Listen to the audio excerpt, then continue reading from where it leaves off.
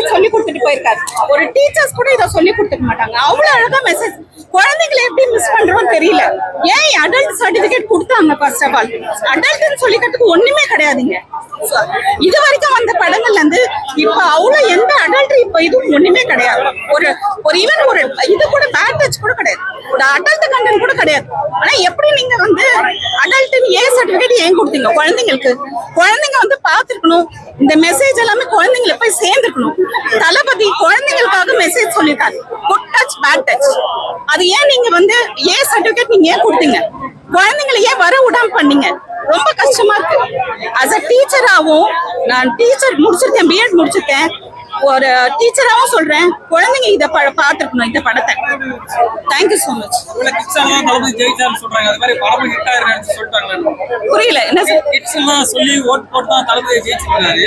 அதே மாதிரி படத்துலயும் இதே மாதிரி கிட்ஸ் எல்லாம் வந்தாங்கன்னா படம் சூப்பர் ஹிட் ஆயிருக்கும். ஐயோ, கிட்ஸ் எல்லாம் வந்திருந்தாங்கன்னா உண்மையிலே வேற லெவலா போயிருக்கும்.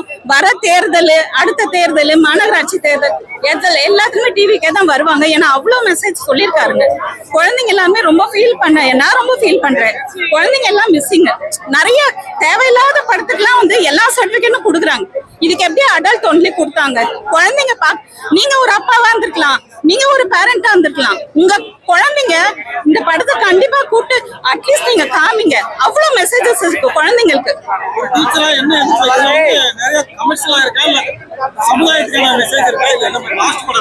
இங்க பாருங்க, ஒரு சோஷியல் ஆக்டிவிஸ்டா, ஒரு டீச்சரா, சரிங்களா, ஒரு பிசினஸ் ஆண்டர்பிரனரா நான் சொல்றேன், குழந்தைங்களுக்கு அவ்வளவு ஒரு மெசேஜஸ் இருக்குது.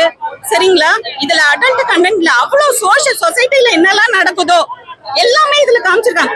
டோட்டலி இது வரைக்கும் நடந்தது இல்லைங்களா, எல்லாமே படத்துல காமிச்சிருக்காங்க. இது வரைக்கும் என்னென்னலாம் நடந்தது, ஆம்ஸ்டாங் கொலை வழக்குல இருந்து எல்லாமே இதுல காமிச்சிருக்காங்க. ரொம்ப நல்லா இருந்தது.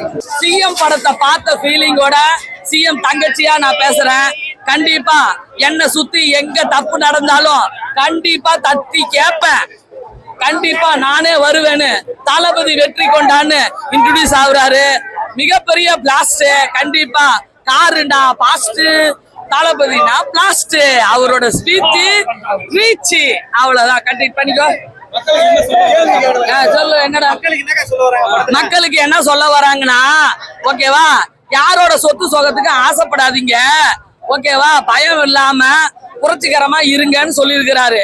எந்த பயமும் எந்த பெண்களும் இல்லாம நல்லா இருக்கணும். நம்ம நாட்டை அழிக்கிறதுக்கு தீய சக்திகள் வரும், ஓகேவா, அந்த தீய சக்திகள் இருந்து நம்ம காப்பாற்றணும்ன்றத சொல்லியிருக்காரு.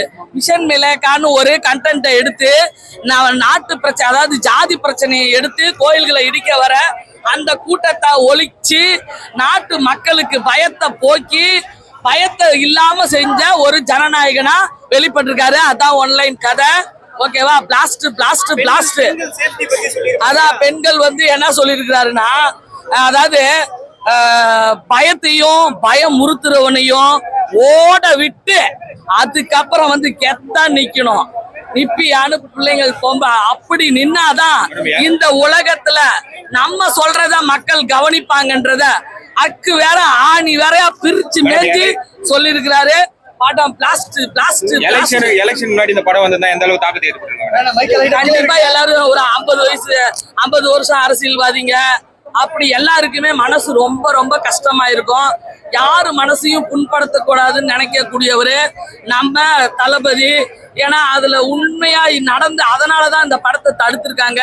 பரவாயில்ல, அவங்க தடுத்தாலும் யார் தடுத்தாலும் யாருக்கு என்ன கிடைக்கும்ன்றத, கிடைக்கிறது கிடைக்காம இருக்காது, கிடைக்கவே கிடைக்காது, கிடைக்கவே கிடைக்காது. ஒரு கூட்டம் சொல்லிட்டு இருக்கு மேடம், இன்னும் 6 மாசம் கழிச்சு அரசியல் விட்டு போயிடுவாரு, திருப்பி சினிமா பக்கம் போயிடுவாரு, இல்ல பிசினஸ் பக்கம் போயிடுவாரு. அதை பத்தி உங்க கருத்து என்ன மேடம்? அதாவது அவரு எப்படி போனா உங்களுக்கு என்ன, வந்துட்டோம் 5 வருஷம் வெயிட் பண்ணுங்க, ஓகேவா. பல கமெண்ட்டுகள் வரத்தான் செய்யும்.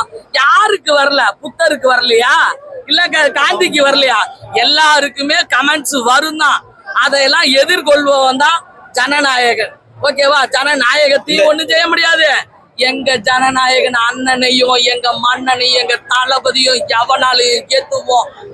பிளாஸ்ட் ஒண்ணும் பண்ண முடியாது. ஜூலைல வந்து இது ஒரு பெரிய செலிப்ரேஷன் மேடம். அடுத்த ஆகஸ்ட் 15ஆம் தேதி இன்னொரு பெரிய செலிப்ரேஷன். முதல் தடவையா தளபதி வந்து கோட்டையில கொடியேற்ற போறாரு. இப்பவே நிறைய பேருக்கு தளபதியை பார்த்து ஒரு சமக் பயிர் இருக்கு. நிறைய வந்து பின்னாடி கருத்துக்கள் தப்பு தப்பா பேசுறாங்க. கோட்டை கொத்தளத்துல நம்ம தலைவர் வந்து கொடியேற்றத்தை வந்து நீங்க எந்த அளவுக்கு ஒரு ப்ரௌட் மூமெண்டா பாப்பீங்க? ப்ரௌட் மூமெண்டா இப்பயே தான் பாரு அப்படி சலாம் போடுறேன். என்னன்னு கேட்டீங்கன்னா, இது அவரு நாடு, அவரு மக்களு, அவரு இஷ்டம். அத வந்து பிளாஸ்ட்னு சொல்றதுக்கு இங்க யாருக்கும் ரைட் கிடையாது. அவரோட ஆட்சி, அவர் ஆட்சி நடத்தி அதுக்கப்புறம் உங்க காட்சியை நீங்க காட்டுங்க. ஓகேவா? அதாவது சொல்ற மாதிரி இந்திரா வந்தது சந்திரா வந்தது இந்த சினிமா தான், ஆனா எம்ஜிஆர் வந்தது என்டிஆர் வந்தது இந்த சினிமா தான், கட்சி வளர்த்தது இங்கேதான், ஆட்சியை பிடிச்சது இங்கேதான். அந்த மாதிரி அமெரிக்காலையும் ஆட்சி பிடிச்சது இந்த சினிமா தான். நாங்க சினிமா மூலியமா வந்திருக்கோம்டா. எப்ப வேணாலும் நடிப்போம், எப்ப வேணாலும் கொடுப்போம். அப்படி கண்டிப்பா பிறர் ஆசைக்கும் வாழ்வுக்கும் வசதிக்கும் பணத்துக்கும் ஊரார் கால் பிடிப்பார். ஒரு மானம் இல்லை, அதில் ஈனம் இல்லை. அவர் எப்போதும் வால் பிடிச்சுக்கிட்டே தான் இருப்பாரு. எதிர்காலமும் வந்துச்சு, எங்க தளபதியோட ஆட்சியும் வந்துச்சு. இனிமே இந்த காட்சியும் நீங்க பார்க்கத்தான் போறீங்க. இந்த காட்சி எப்படி இருக்குதுன்னு அப்ப பாருங்க. அதாவது என்னை பயமுறுத்துறவனையும் என்னை எதுக்குறவனுக்கும் நான் ஒண்ணு சொல்றேன், திரும்பி போற ஐடியாவே இல்ல. ஐ அம் கமிங் சொன்ன மாதிரி சிஎம்மா வந்து தங்கச்சி சுகந்தி அக்கா படம் பாக்குற மாதிரி அவர் தங்கச்சியா இருக்கிறதால இன்னும் நான் கிட்ட போகல. எங்க அண்ணனே கூப்பிடுற வரைக்கும் இவனுக்கு எல்லாம் தெரியும். ஓகேவா? 5 வருஷமா என் தளபதிக்கு என்னை விட உலகத்துல குரல் கொடுத்த எவனும் இருக்க மாட்டான். எவனாலையும் எதுவுமே பண்ண முடியாதுடா. 5 வருஷம் 5 வருஷம் இல்லடா, அந்த யுகம் இருக்கிற வரைக்கும் அவருதான் வந்து சிஎம். ஓகேவா? ஆனா அதுலயும் ஒரு ட்விஸ்ட் வைக்கிறேன். ஏழைங்க மேலையும் அதாவது இந்த புறம்போக்கு இடத்த எடுக்கிறேன்னு சில தவறுகள்லாம் நடக்குது. அந்த தவறுகளை பெல்ட்டை எடுத்து உங்க கூட இருக்கிறவன வெளுக்கணும். வெளுத்தீங்கன்னாதான் நீங்க இன்னொரு எம்ஜிஆர், இன்னொரு காமராஜர், இன்னொரு கேப்டன். அவ்வளவுதான்.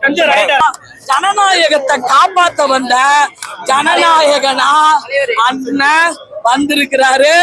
அண்ணன் சிஎம் அண்ணனோட தங்கச்சி சுகந்தி அக்கா அப்படின்னு போடணும். 5 வருஷமா குரல் கொடுத்திருக்கிறேன். அந்த குரல் இன்னும் ஏழைகள் மக்களோட பாதுகாப்பா இருக்கணும். அண்ணே, இல்லாதவங்க மேல கை மட்டும் வைக்க விடாதீங்க. உங்களை சுத்தி இருக்கிறவங்கள்ட்ட சொல்லி கெத்தா நில்லுங்கண்ணே. ஜனநாயகத்தை அழிய முடியாது, ஜனநாயகத்தை அழிய முடியாது. வந்துதான் பாப்பாங்க. அவ்வளவு சூப்பரா இருந்தது, வேற லெவல்ல இருந்தது.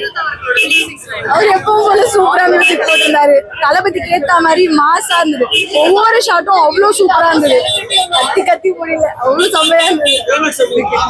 கிளைமேக்ஸ் எப்பவும் போல அவ்வளவு சூப்பரா போச்சு. ஆனா லாஸ்ட்ல எல்லாரும் அழுதுட்டாங்க, அந்த அளவுக்கு இருந்தது. லாஸ்ட் மூவின்றதுனால சூப்பரா பண்ணிருந்தாங்க, எல்லாருமே அழுதுட்டாங்க. அவ்வளோ